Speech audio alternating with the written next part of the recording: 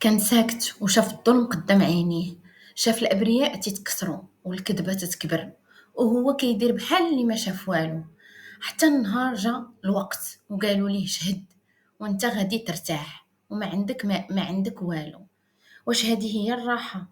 الراحة هي أنك ما تكونش شاهد زور. شحال من واحد تيقول لك انا غير تابع، انا غير تنتبع التعاليم، وشحال من واحد باع الضمير ديالو باش يرتاح ويرضي الناس غير الناس.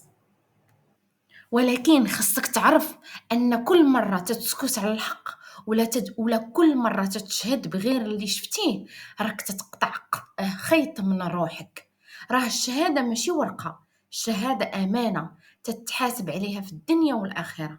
وفكر مزيان باش ما تكونش سبب في دمعه واحد بريء ولا قبر مفتوح انت اللي تدفن فيه الحق.